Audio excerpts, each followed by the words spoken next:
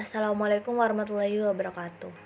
Perkenalkan, nama saya Khairun Arining Azizah dengan NIM 2005 12 14 018 dari Prodi S1 Sistem Informasi kelas 2020B. Nah, pada kesempatan kali ini saya akan menjelaskan tentang standarisasi jaringan komputer. Nah, di sini saya bagi menjadi 4 poin.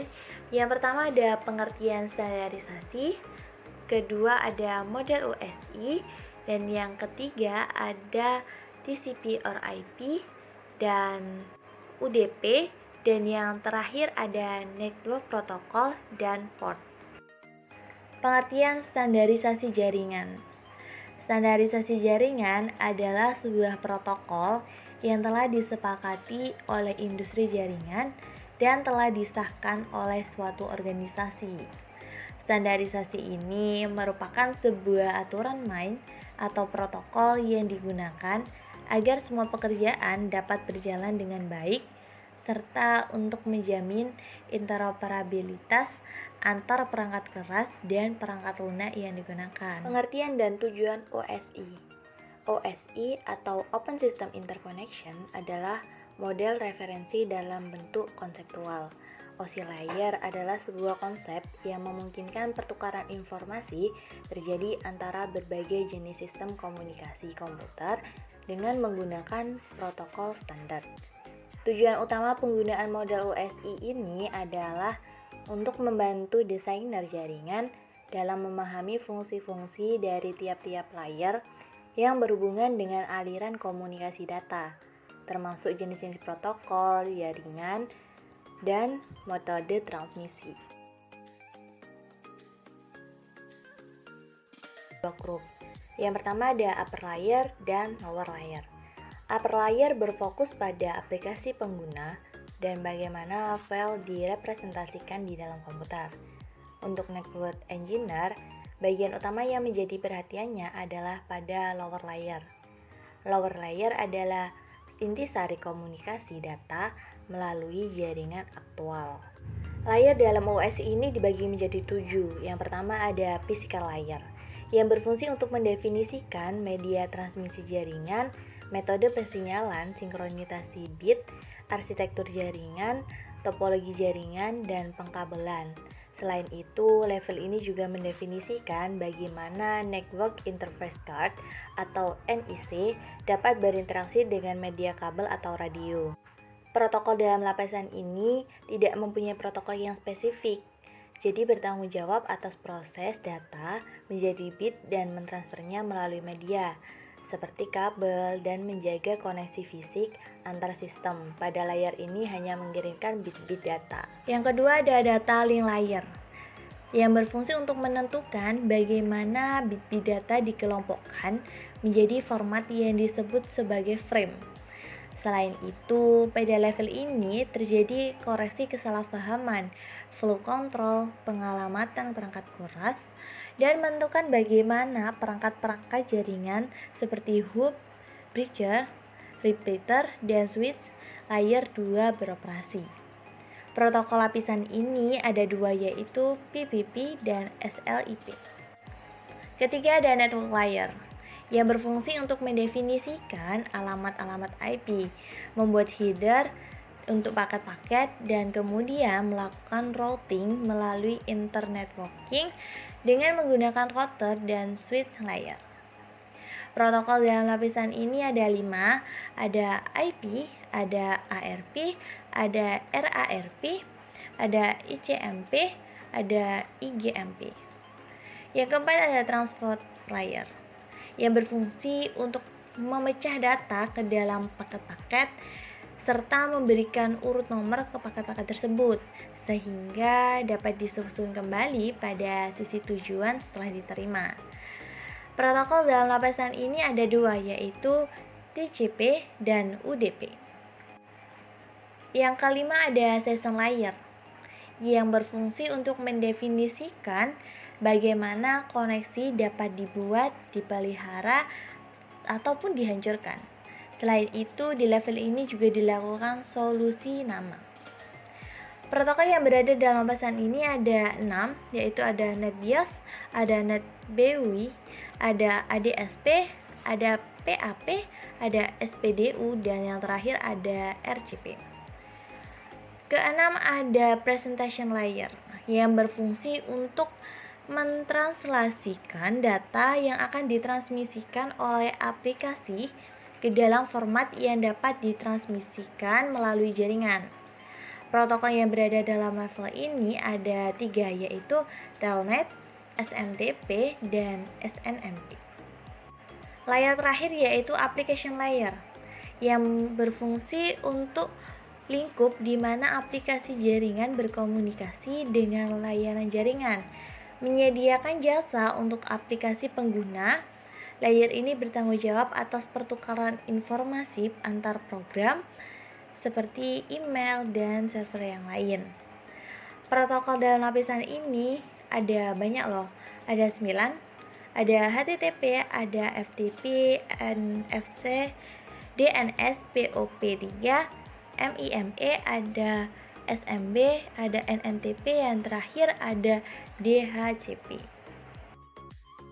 TCP or IP yaitu Transmission Control Protocol atau Internet Protocol, adalah kolaborasi antara Internet Protocol atau IP yang berguna untuk mengatur pertukaran data di dalam internet dengan standar komunikasi data yang digunakan oleh komunitas internet dalam proses tukar-menukar data dari satu komputer ke komputer yang lain di dalam jaringan internet. 4 layer TCP or IP. Di sini ada 4. Yang pertama ada Network Access Layer, bertanggung jawab untuk mengirim dan menerima data dari media fisik. Kedua ada Internet Layer yang bertanggung jawab dalam proses pengiriman ke alamat yang tepat. Yang ketiga ada Transport Layer yang bertanggung jawab dalam pengadaan komunikasi antar host. Dan yang terakhir ada Application Layer, yaitu tempat aplikasi-aplikasi yang menggunakan TCP or IP stack berada. UDP atau User Data Protocol merupakan salah satu jenis protokol internet yang memungkinkan sebuah perangkat lunak pada komputer bisa mengirimkan pesan ke komputer yang lain melalui jaringan tanpa perlu ada komunikasi di awal. Jadi, saat ingin mengirimkan pesan melalui UDP, komputer pengirim dan penerima tidak perlu bernegosiasi saat akan melakukan pertukaran data. Perbandingan OSI dan TCP or IP.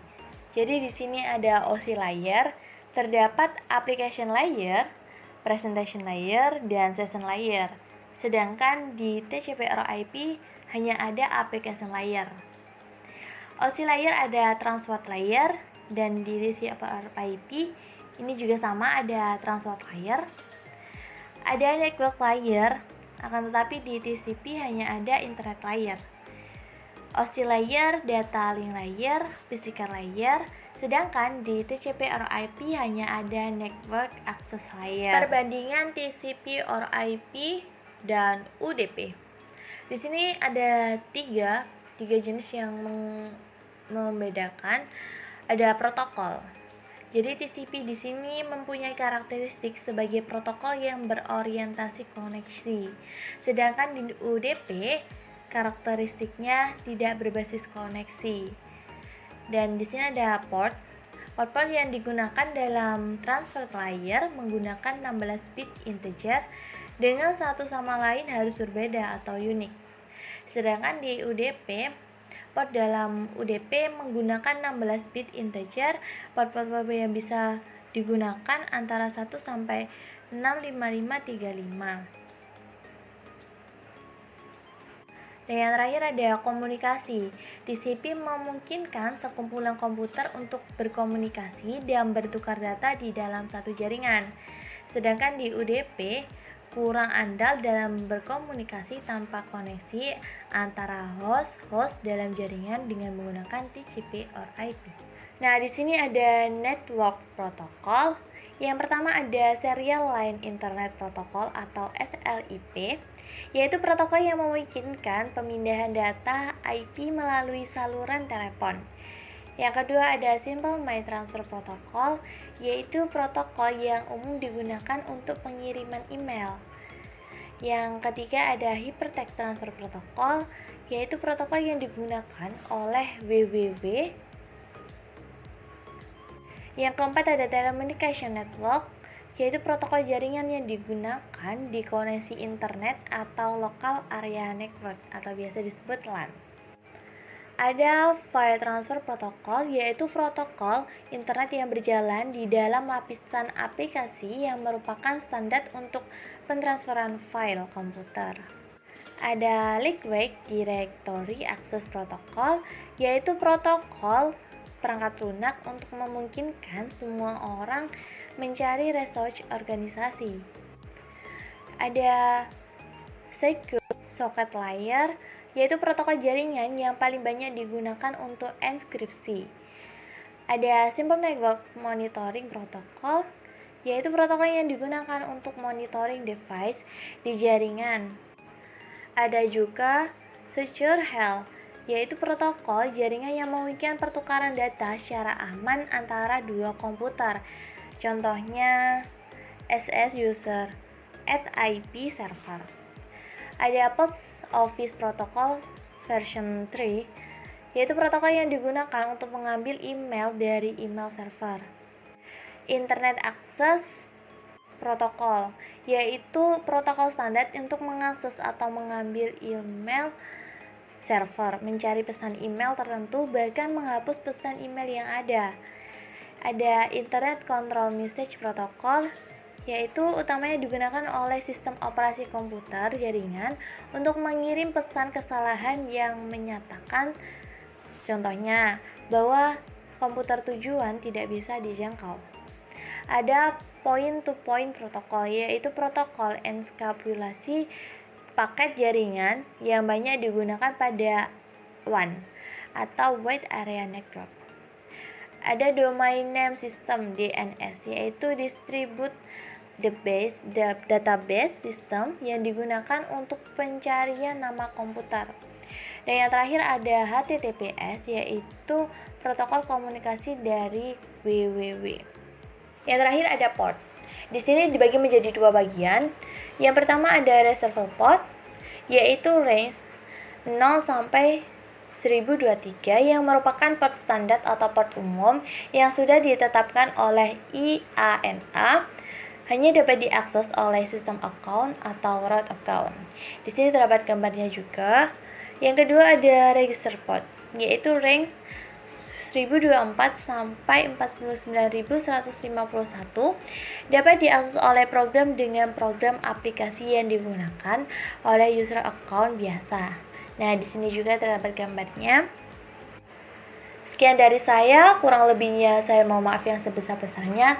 Wassalamualaikum warahmatullahi wabarakatuh.